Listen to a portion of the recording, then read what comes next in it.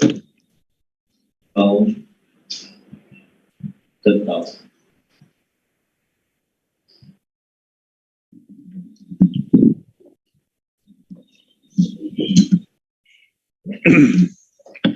So for tonight, we will answer, Chao Kung will continue to answer the remaining 3 questions left over from the Q&A.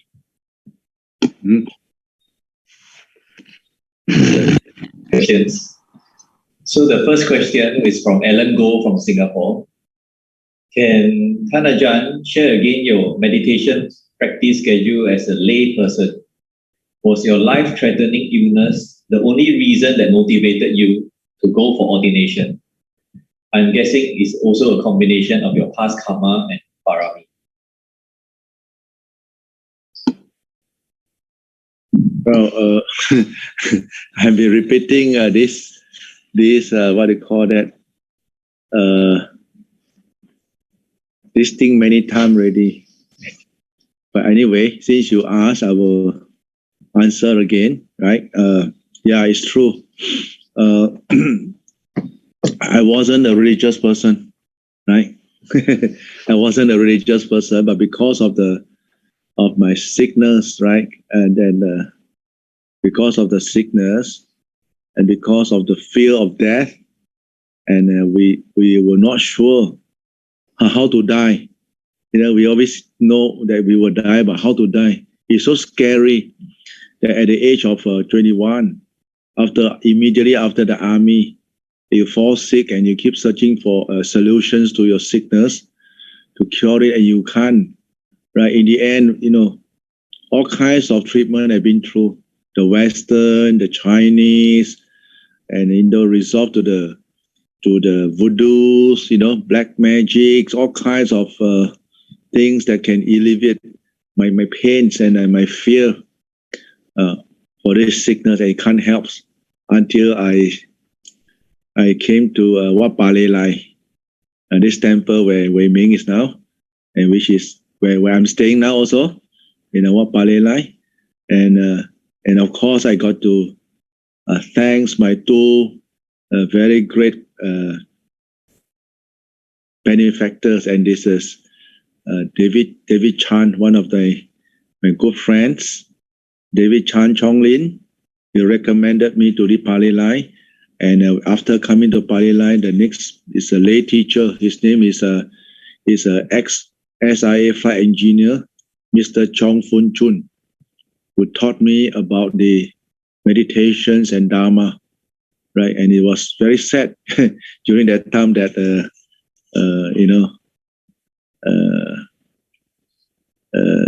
we couldn't learn the proper Dhamma in the temple like what we have today. Right, it's a blessing in disguise that because of my sickness, right, that I'm able to expose to Buddhism and put forth in the trainings of the mind. And of course, because if anyone is being threatened by death, I think everybody will have the same kind of mentality, like, okay, since I'm going to die, so how to die peacefully and the acceptance of death gracefully. And when you are given a choice that you don't have to come back if you die, and you will go happily and with no remorse. So when we are exposed to this kind of option, you know, the ordinary people who can think properly for themselves with full swing, I think everybody will have the same kind of decision that when you are given that, you got 2 more years to go as a human being. So what you going to do next? You know, whatever thing you have is no meaning at all. And full swing. When I say full swing, it means I will walk and sit. Even as a lay people, when you're so sick at time, but because you know that this is something, the practice that it can give you the real happiness in your mind. And of course, we cannot cure the sickness, but we are able to handle the mind state of the acceptance to the truth of the nature that's going to happen very soon. So because of the fear and the kind of doubts, I put in a lot of effort. And of course, it's not easy. It's not easy because of this trauma we went through and the kind of family background we have. It's very painful to go through all kinds of experience, very painful mind state, I should say. Very chaotic and sometimes, but if you think that, do I think of committing suicide? No. It's just that it's very painful. Your mind is very, very painful. It's a whole mess of suffering within your own mind. And because of that, we walk and sit. I walk and sit, put it this way. I rarely sleep. I spend all the time walking and sitting and walking and sitting because why? I have this thought that what happens if I sleep and I die in my sleep and then my mind was in the bad stage? And that really caught me in fear. That's why I seldom sleep. I sit. Even I want to sleep, I just sit. Because we are given 2 years to live, right? So this kind of fear is a kind of blessing in disguise. And it really push me to the limit, both physically and mentally. And sometimes I may find myself pushing too hard that when I fell down and sleep, I also don't know. Until I only know when I'm aware that how come the whole floor of saliva and my face was in the pool of saliva. I wake up, all saliva on my face. I say, since when I fell down and sleep? My vow is not to sleep. And I wake up again, I sit again and walk again. So this is how I push myself very, very hard. And yes, the result is very rewarding because of your full swing, all way out, all out. The dedication, the practice, it reaps result. It reaps the result because why? The mind really go into full concentrations.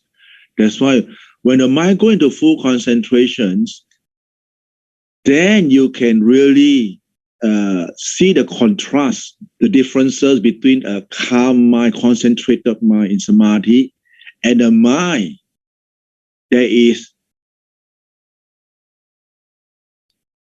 so painful, so hopeless, so much fear, anxiety, anguish, anger, all kinds of negative thought is jumbling up in the mind. But when the mind goes to full samadhi, wow, it's just a heaven and hell. 1 split second, just now you were in hell. And when the mind enters samadhi, straight away, you're like, wow, what is that? And when you have this kind of experience, I can tell that everyone will have the same exclamation that, okay, we will go for the practice, right? And this because of my character, I'm the kind of outgoing character, like challenges, anything very dangerous, I don't know why this is my character. I like to, open to challenge, and it's good, and the mind progress very fast. But of course, if you ask me that any ordinary practitioner, will they have that kind of vigor for this kind of full swing? I doubt so. I doubt so if my situation is like normal people like you all. I don't think I want to push so hard also. I don't think I will ordain as a monk either, to be very honest, during that time. But because of meditations and the study of the Dhamma, and when your mind has attained the kind of appana samadhi, that means one-pointedness of the mind, you have the kind of confidence and trust in the Buddha's teaching that, the thoughts of ordination just arise after the sessions that, I want to ordain. I want to ordain. I go back, I tell my mom I want to ordain. And my mom sort of, hey, are you crazy? You just want to ordain. And again, the thought has been lingering and you work towards it, right? And And I can always say that after what we have gone through is a blessing in disguise. So I'm very thankful for what I've been through in my life. Those undesirable state of mind I've been through, the kind of very cruel, painful stage of period they have been through, but because of the practice of the Dhamma, right? It really changes like what you see now. Do I look like sick people? No. I'm fitter and fitter because why? Because with all the goodness we've been accumulating all this while, meditation, walking meditation, through all kinds of good deeds, right? It benefited both physically and mentally, right? And I think someone is doing a autobiography, and I think it will come up very soon. So most of the things you want to know will be inside there. All the interesting story of this monk that almost died and he's still living now, right? And a lot of people can get inspired because I have helped a lot of people, terminal disease that's going to die, and give them encouragement to fight and practice. So even if they die while practicing the Dhamma, die while meditating, rather than to die in the hospital with all the tubes and all the doctor coming to pump your heart and you can't help yourself. You're only caring about this body. But we die gracefully and die, with the Dhamma at heart. And this is the most important thing, that the acceptance of the truth and the acceptance of the karma.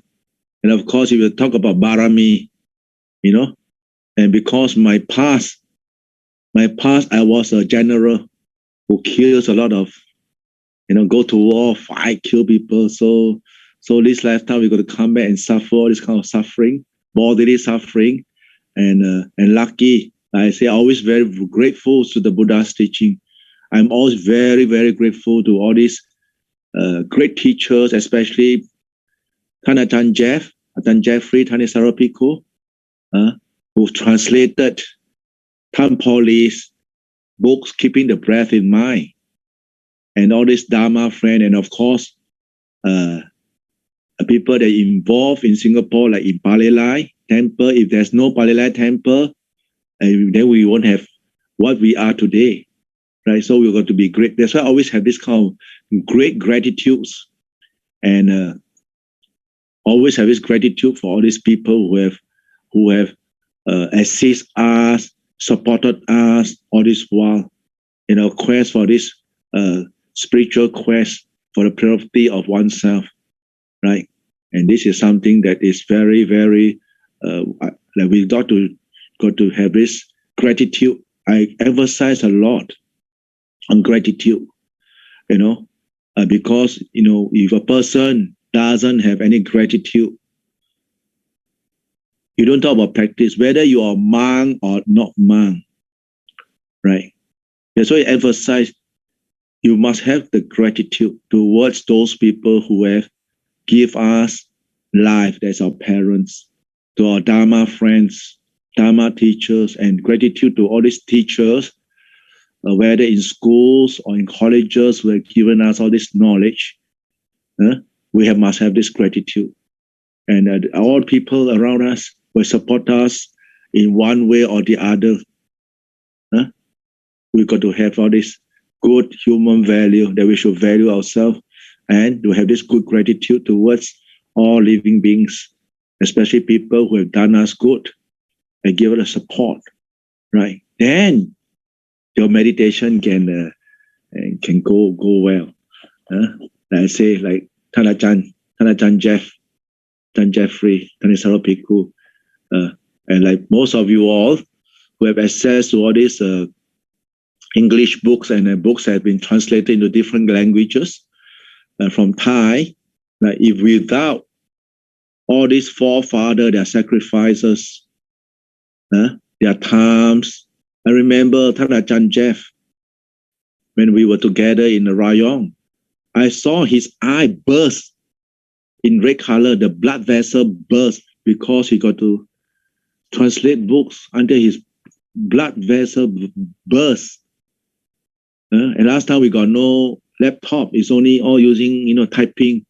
He always got headache, but he never said that, I'm going to stop because I got headache. No, he just keep pressing, going through. So all those sacrifices, it really touches me that, Ajahn really do a lot for Buddhism, right? That's why we are the later generation, and we don't treasure. In fact, most of people doesn't appreciate because thing has been easily been accessed, get access to, can get things very easily. So people are less appreciative nowadays. They don't. Not to talk about gratitude. They're not appreciative at all. They take things for granted. Don't talk about lay people, even monks. They are not appreciative. They take things for granted nowadays. They don't have the gratitude. So it's very hard for them to meditate, to practice themselves. So remember, whoever want to practice the Dhamma, you must be appreciative, gratitude, and we must know how to control your ego. Never let the ego of what your status is to overcome you, and you can't practice. Right? So can we proceed to the next question? Thank you, Dan Jiao. So the next question is a bit long from T. Po Liu. So it's a question about having some heart issue when he meditates. So a few years ago, I went for 8-day Anapanasati retreat. During that meditation, I felt my heartbeat was very loud and heavy. At certain times, I felt my heart pain during walking meditation. So I was advised, so I went to see a doctor after that. The doctor said that it was normal and I'm just a bit sensitive. The next time I went for a 3-day mindfulness retreat, on the second night, again I felt the heart palpitating hard and it feels almost difficult to breathe. So I quickly sit up and did a long breath and did the breath slowly, and it was okay after that. After this, I went to see a Chinese acupuncture doctor, and the doctor said I was lack of qi and cannot help my condition. And the second time he went to go and check, again the heart, there was no problem. The doctor concluded it was a mild digestive problem. So taking medication didn't help this problem. So I'm not sure if this is due to the sensitivity because I'm practicing meditation. Sometimes during meditation, I get a strong stomach bloatedness after meditation. Is it because the energy was trapped in the body? Sometimes body scanning helps to relieve this bloating, but after the meal, it comes again, disturbing my concentration. Kindly advise. Okay, we look at this issue under two sections. Section 1 is the physical aspect, right? Since you went to the doctors, and the doctors has even the Chinese doctor or the Western doctors has said that it's just a small issue. Now we come to the second section is it's more on the mind side. That means your karma. We talk about karma, right? And the Buddha did say that those people who suffered this bodily sufferings and sickness are people who have committed this first precept, killing of beings. And don't get disheartened. I would say that we must take this thing as a blessing in disguise, so as to look at life that don't be complacent. Because I myself suffer the same symptom that you have. Right? I have headache. Let me tell you, before I meditate, every time I take my food, I will have a bloated stomach full of gas. And the gas will it doesn't release through your backside, but the gas jam up to the head. And because of the gas bloated up to the head, it causes what? Headache. It causes ringing ears. It causes your eyes like a lot of tensions, very tired, very painful, and tight neck, tight shoulder, stuffy chest. Wow, it's very torturing.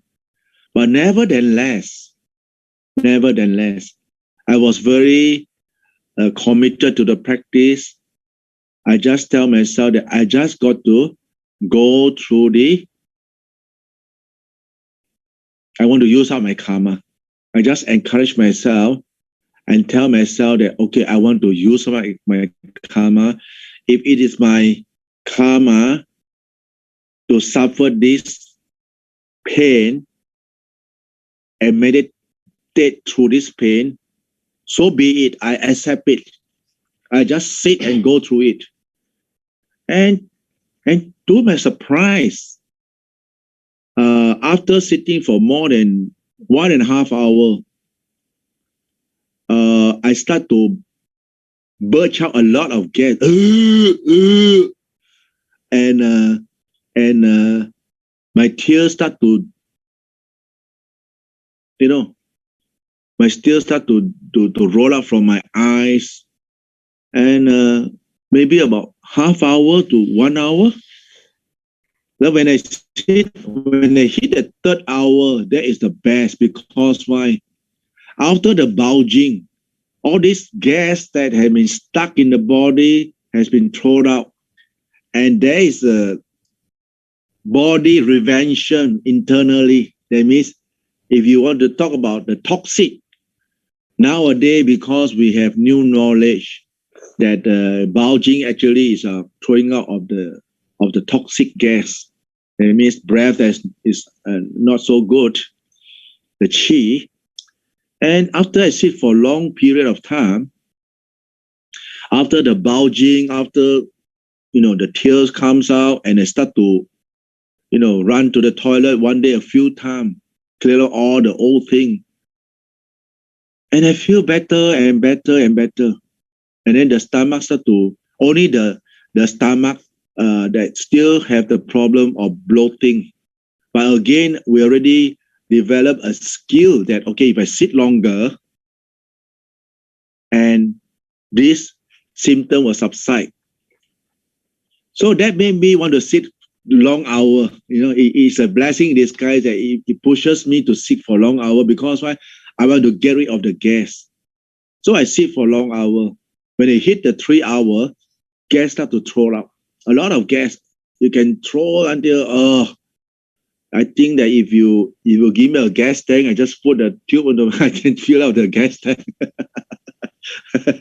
And yeah, and the body feel light. Your head doesn't have headaches. Your eyes start to feel very bright because of the chi has been thrown out, and your tension of the body start to loosen up, the joints all. So it's a meditation. Actually, it develops chi, and when I start to sit until I hit the about 6 months later, I begin to feel there's the breath energy that's very powerful is forming out on my lower abdomen. I didn't know it's chi. And as I sit longer and longer, I start to discover that this breath elements from the lower abdomen, it start to push upward, push to the chest. And I can feel that last time when I sit, I used to hunch my back, because no chi. You can't sit straight. Sit straight, you feel pain. You got to hunch your back. And after the accumulating of the chi, it start to push up to the chest, push up to the throat, and push up to the, sometimes you can feel something like someone compressed under here. Like that. And after a while, pop, it come out here and go to the back. And sometimes it flow reverse cycle. So we are just observer, and we observe the whole process. and you start to get engrossed. And the more you sit, the more engrossed you get involved. Your envelope with your training, until you forget what time or until there's great pain that arises, then you will focus on the pain. But beside that, you get very engrossed of what is happening within the body. So there's a kind of what we call it, the interest that will grow gradually. That's why I say practice make perfect. Hands-on experience is the most important thing, right? What are the sutta? This is the sutta. This is the real sutta, hands-on sutta. Because the sutta never tell me that this back can push this way, push that way. No. But through our experience, after sitting there, then we find the mind enter to a state of samadhi, concentration. The mind just bang, still, very still. The whole world just stopped. Everything just quiet now. So how can we define that? There is samadhi, concentration ready. And after we withdraw again, then we say, what is that? First time, we are not so sharp about it, not so sure. So we sit again and again and again and again until practice make perfect. Practice, through the practice, the experiences become what? Become knowledge. The knowledge become what? Become a form of insight. Become something that you can know that, oh, okay, the mind, when the breath reach this standard of firmness, reach this state of heatiness or this state of maturity, okay, you can direct it to this part of the body and it can cure certain kind of pain. And it become, this knowledge arise within you through your practice. You cannot learn from the books. Books will never tell you all these things. But this is something, that's what the Buddha said, no? Pacatang. That means only you know. Only you know. For the practitioner will. And people who have this kind of problem, they will know when they talk, oh yeah, they click. And for example, just now when I read the question, when you say the question, I say, oh, same thing. Same thing. That's why I say that it's a blessing in disguise. We got to take all these things as a blessing in disguise. Don't take it as a sickness to come and torture us. Because our mind, if you say that this is torturing, then it's torturing. But you think that, okay, never mind. It's an object for us. It's something that how to find a solution to this kind of problem, physical problem. And yeah, it's good. And the more we practice, like I say just now, you don't have to worry. Your body will recover from all kinds of sickness. Even though it doesn't recover, but it helps you to relieve. Why it relieve? The bloatedness of the stomach will subside, and you start to know more that, okay, there's certain kind of food we can't take. You got to be observant on the intake of the food. Like there's a proverb that says that, 病从口入.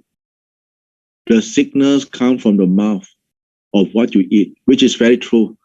During that time, before I'm like today, all my problems subsided. And why, right? Because I have a slight fatty liver problems, and because of the heatiness, and because we don't used to sleep, we don't sleep. I don't sleep. And because this is the human body, we need to rest. If you don't sleep, your liver can't detoxify.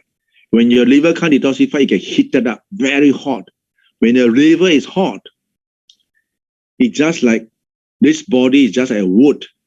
When there's fire, it creates smoke, and smoke is a gas, right? So how? So through meditation, it detoxifies the throwing out of this gas and the tears that comes out. It really detoxifies and make the body feel lighter and better. And again, we are human beings, we need to rest, right? And later, because of many people recommended, like, why you are so sick? Well, why don't you do this treatment, do that treatment? And for me, I'm very open to all kinds of treatments. And later, I try Ayurvedics, and I try all kinds of detox, enema, liver detox, and it really helps me. It really helps me. Last time when I take food, my stomach get bloated easily, especially deep fried stuff, and coffee, caffeine, this stuff. But nowadays, nothing, no problem. Anything I go in, it doesn't cause any problem anymore. Then I said, oh yeah, in the physical aspect, physically, we also must look after the body through this cheap and economical way of treating ourselves. And that is what detox, animal detox and liver detox. Very cheap, right? We don't need any expensive vitamins, or don't need, you know. And this one really help. Until today, it really helped. Every time I got this stuffy stomach or shittiness on the head, or I feel my eye aches or a bit of sore throat, drink a lot of water, do an animal flush, and that's it. Problem solved. No problem. The bloated stomach, no problem. And of course, the meditation is the most important thing. That's for the mind. So these two things got to go hand in hand, right? So I think I already answered the question quite thoroughly. Yeah. Thank you, Tan Chao Kun. Okay, so the last question is from Lau HL. How does one go about looking for a suitable meditation teacher? This is the last question. When you talk about suitable meditation teacher, is that first thing, of course, you must have that inclination. That means that whether you can click or not, whether you can click with that teacher, and whether you have the faith in him. No point you go to a teacher who doesn't know him, and you start to have doubts in him, even though he's a reputed teacher, but you don't have faith in him.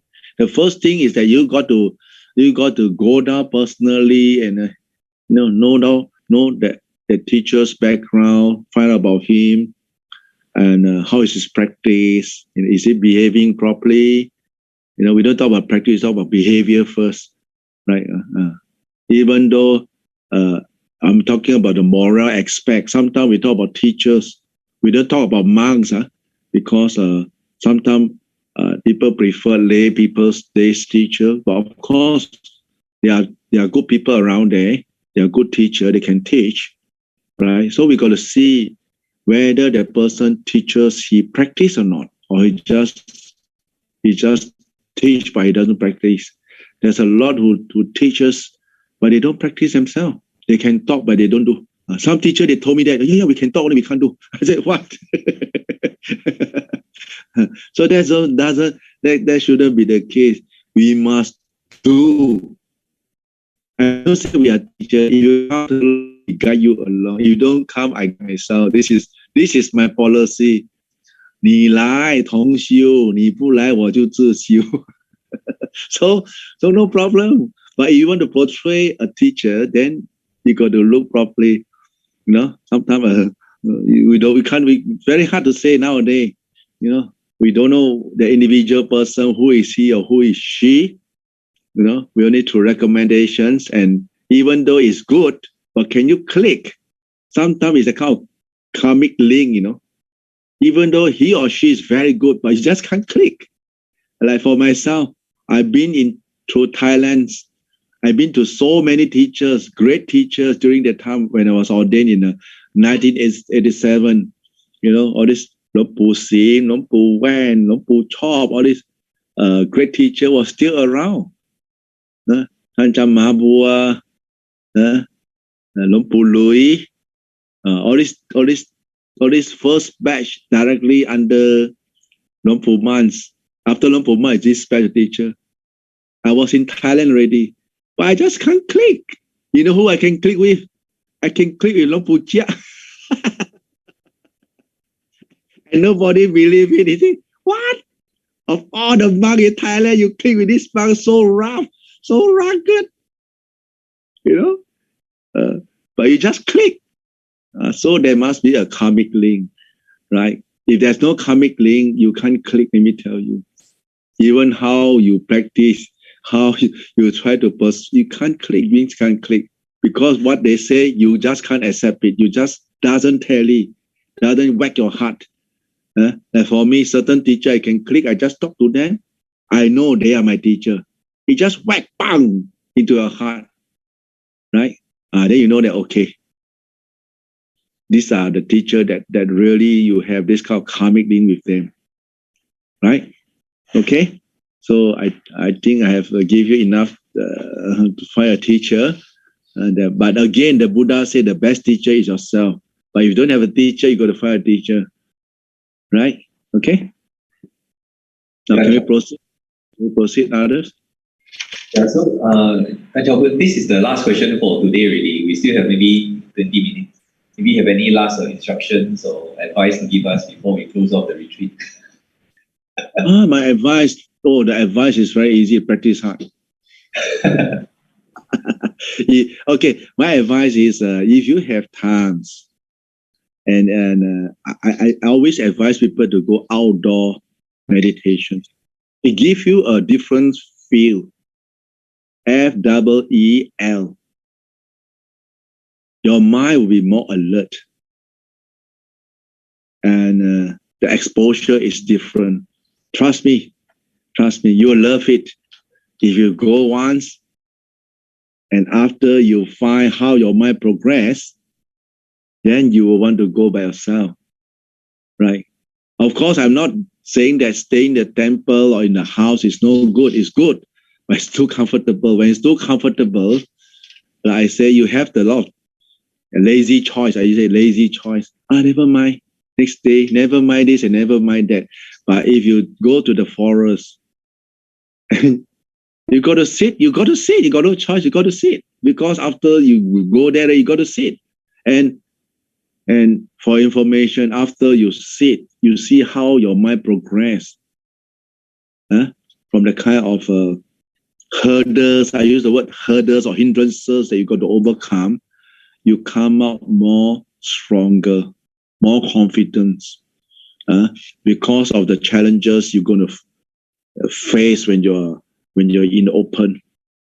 But it's good to go with a group of people. If you don't have monks who lead you, a group of friends, right? Go together. Sometime maybe this week we go to reservoir, next week we go to garden, and another week go to the cemeteries, go to a park, and you keep the venue, keep changing, and it's very, very, very encouraging. This is what I'm doing here also, because I'm now in Australia, and nearby our temple, about how many kilos? 40? 15 kilometers away, there's a Yuyang National Park. There's a park, and it's a forest about, it takes you 20 minutes to drive one round the mountain, 20 minutes in car, not walking. You will walk, you got to walk the whole day. So it's a kind of a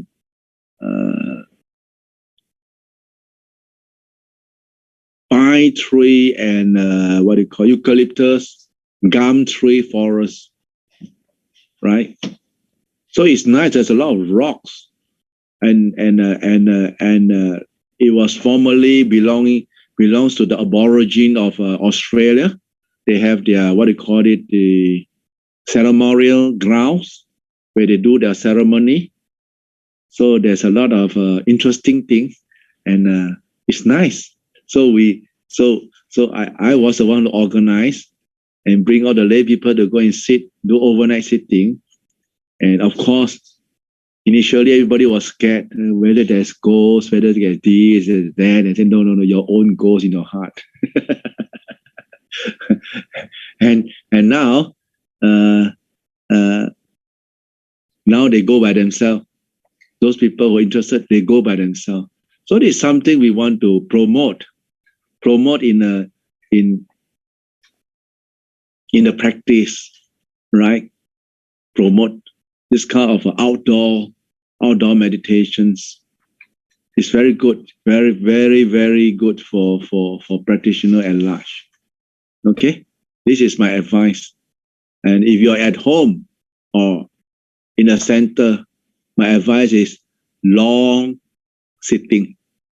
Don't sit for 15 minutes. At least 1 hour, 2 hour, 3 hour, 4 hour, up to you. Then maybe you can write a challenging note that, okay, this today how many hours? Who want to write how many hours? Who write top, you must sit. then you get the ball rolling, and it's very inspiring. Like, it's just the last time I was in Pali Lai, myself and the Stephen Wong. There was 2 of us. So we make we encourage each other. I say that if I walk, you must sit, right? And anyone notice that another party is drooping off or falling asleep, you got to tap his back and hey, you're not supposed to sit and sleep. You should sit with mindfulness. And if we count, then we switch. So we encourage each other this way. Walk, sit. One person walk, one person sit. The guy walking will be watching. If his head down, only pop, tap his back. Okay, you walk, I sit. And Friday, Saturday, Sunday. Yeah, okay. So finally, Chao Kun, you're going to, maybe a lot of people may not know, you're going to start your Tudong from Melbourne to Adelaide, right? On the 19th of February. Not Melbourne. I actually, I'm 68 kilo away from Melbourne CBD itself. The place where we are located is called Lara. Lara is a Geelong. Greater city of Geelong. Greater city of Geelong. It's under Geelong, what do you call that? Council, Geelong Council, Greater City of Geelong. And there's a suburb called Lara. So I stay in Lara. And so the first few days will be quite nearby. From every day will be about 20 to 25 20 to 25 kilometer per day. We're going to walk. And from here we will walk to Anarchy, to Wallan, Balan, and Dalesford. From Dalesford to Bendigo. From Bendigo, we will skirt around to Beaufort. Then from Beaufort to Horsham, the Grampians Mountain. And then after that, it's all the way up to Adelaide. So people ask me, how many days? I say, I can't tell because it's so unpredictable. Everything can happen along the way. And we got to be mentally prepared for all the things that we're going to come ahead.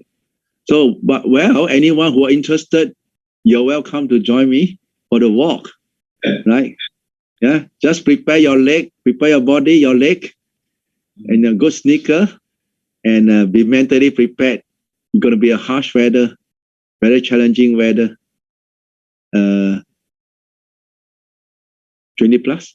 25 on the first weekend. 25. Actually, it's quite nice, better than Singapore. 25 degree, hottest. Today is 33 today. Not today. No. We are not going to walk 30. If the day is more than 30, I'm going to stop. That means we're going to walk at night. Night walking. We are not going to sacrifice and then put ourselves into heat stroke danger. No. If we find that it's too harsh, the weather, we will change the timing to night. So it's cooler. It's just like when we do our walk from Johor to Terengganu. Oh, it's so hot. So we walk at night. At night, very cooling. So we walk at night with a strobe light. So you see everybody have a light on the head, on the light on the that's what they call that, a blinking light. So yeah.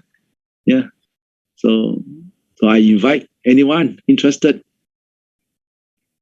because now Australia has opened up, and you ask you to walk alone, right?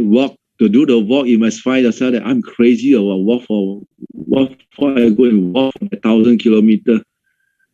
But this is something that in a lifetime, that's going to imprint in your mind that you have make it to 1,000 click in your life in the walk.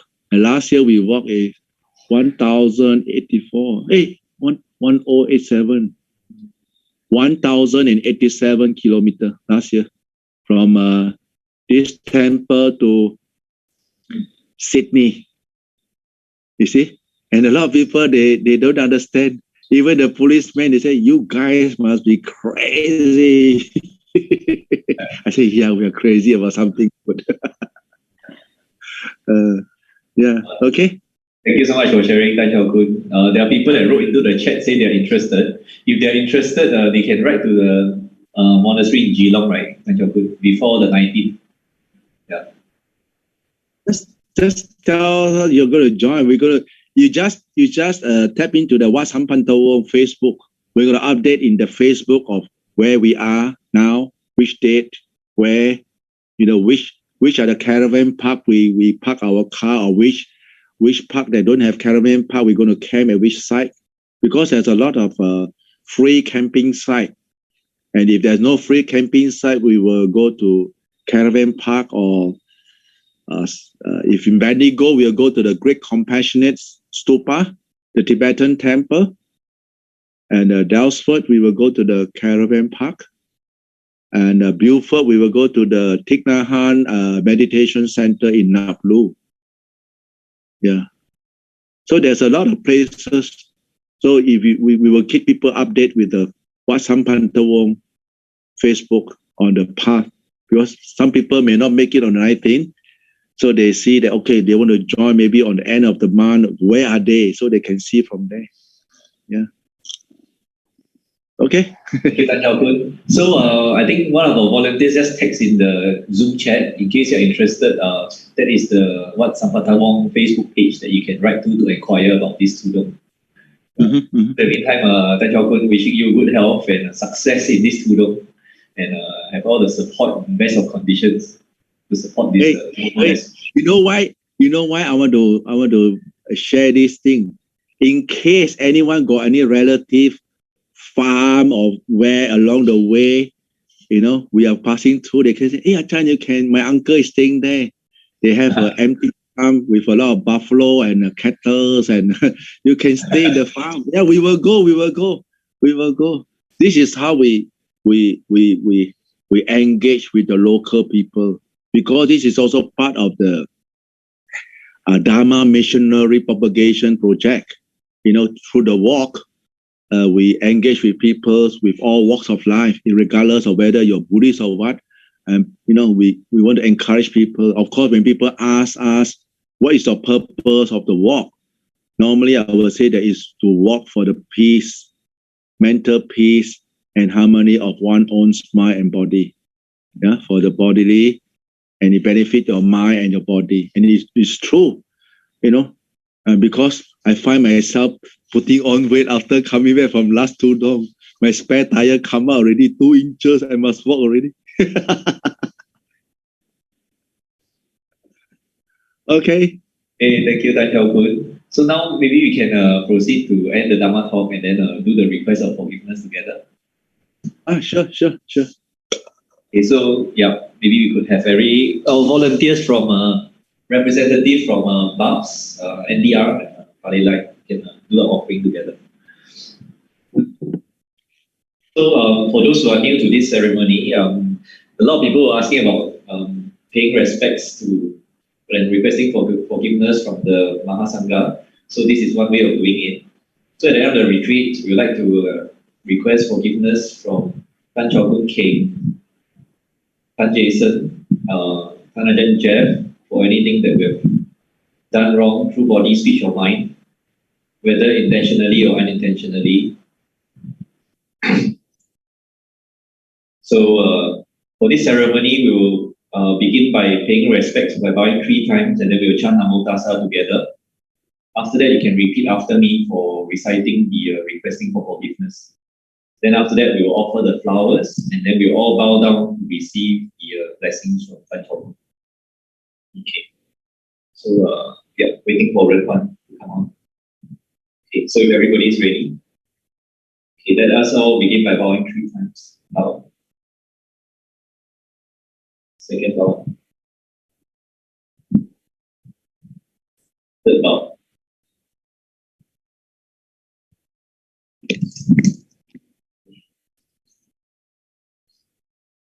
Namo tassa bhagavato arahato samma sambuddhassa.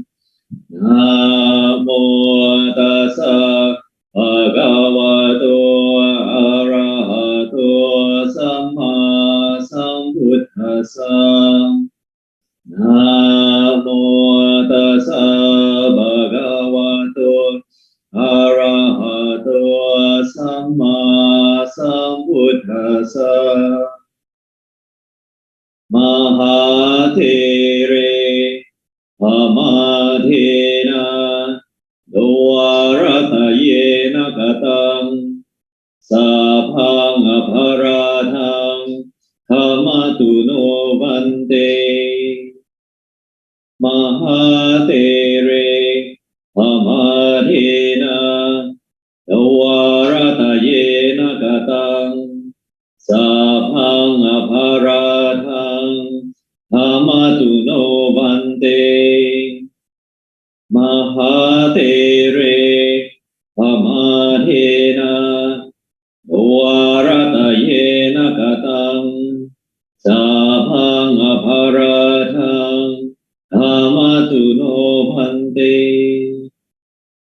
Okay, we will now offer the flowers to Thānissaro. Brother Dylan will help offer and belong honestly.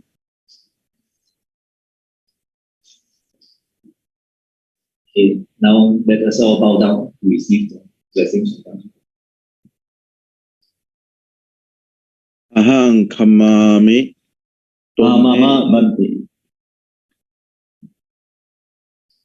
Okay, through our words, our thought, and our actions, whether intentionally or unintentionally, we have offended each other, right? We should forgive each other, because why? The Buddha said that holding grudges will only obstruct our practice in the Dhamma. So for forgiving each other, our mind will be at ease, at peace, and be glad. And forgiving each other, our mind will enter a state of happiness. So I'll give the blessing now. Apiwa dana sili sanicchang vuttha pacayitno cattaro dhamma vadanti ayukvano sukhang phalang. Sadhu, sadhu, sadhu. Okay, can all please rise and pay respects again by bowing 3 times. Okay, bow.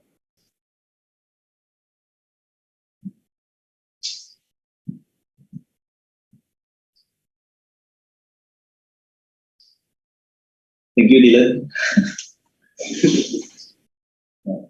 So, Thānissaro, thank you very much for leading us in this retreat, giving us your very sincere, very direct, and of course humorous teachings. So, hopefully that everybody on this retreat can take the teachings to heart. Although the retreat has ended, but our practice hasn't. So, hopefully we can all continue to put forth effort in our practice and dedicate the merits to all the teachers who have taught and guided us out of gratitude so far in our life. Thank you, Thānissaro. You all the best wishes to all you all, and may all your radiant hopes be fulfilled. Sadhu, sadhu, sadhu. Okay. Good night, everybody. See the closing the Arahant. Can I? Yeah. You can see the Arahant. Arahang Samma Sambuddho Bhagava Buddha Bhagavantang Abhivademi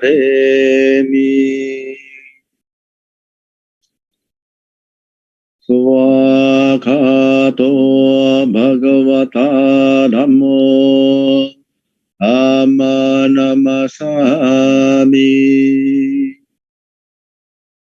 Supatipanno Bhagavato Sāvaka Sangho Sanghang Namami